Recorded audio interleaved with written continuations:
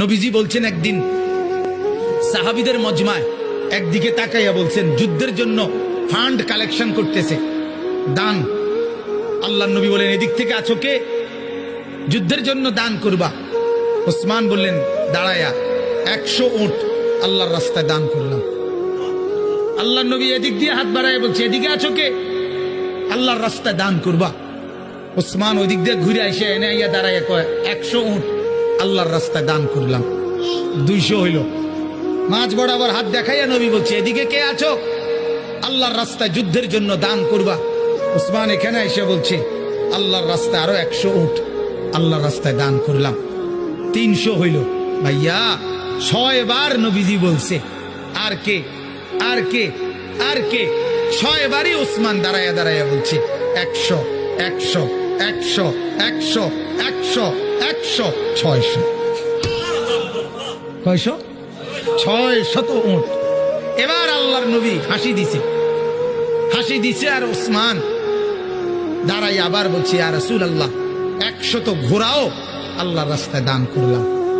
নবীজি খুশিতে চেহারা মুবারক নূরের চেহারা চিকচিক করছে।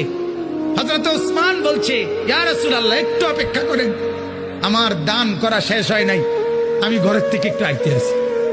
হযরত ওসমান ঘরে গেছেন, রুমাল বিছিয়ে দিয়া বিবিকে বললেন স্বর্ণ গহনা অলংকার যা আছে সব দাও।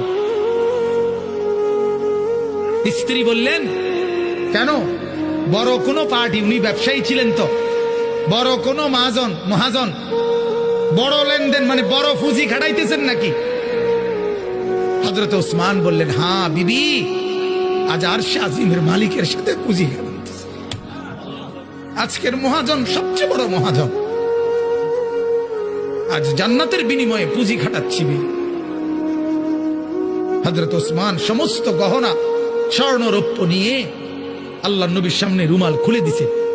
হাদিসে আছে আল্লাহ নবী এক হাতে স্বর্ণের টুকরা এক হাতে রৌপ্যের টুকরা হাতে তুলে আল্লাহ নবী তখন বলছেন আল্লাহুম্মা ইন্নী রাযীতু আন উসমান ফারদি আনহু।